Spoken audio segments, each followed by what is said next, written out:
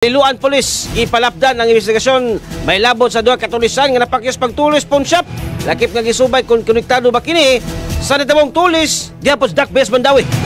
Brigada Alan Tangkawan, na ibrigada mo. Report.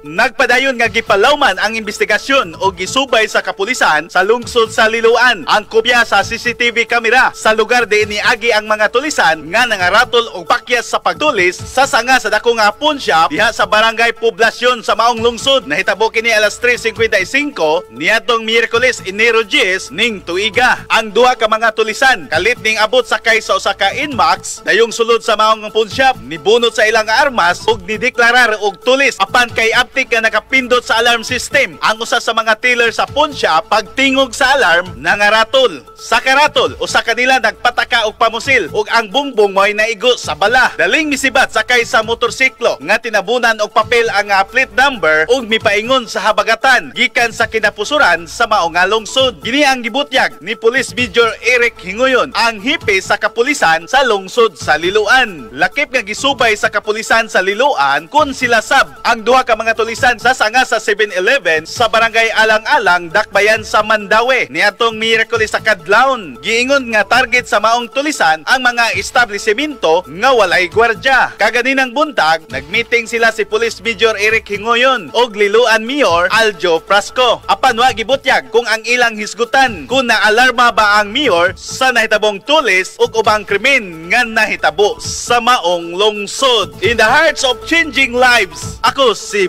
Brigada Alan Tangkawan sa 90.7 Brigada News FM Cebu, the Music and News Authority. Standby po mo sa dugang balita ni Brigada Alan adto sa atong Basilica Minor del Santo Niño. O kumustahot po nato itong area mga kaigsunan.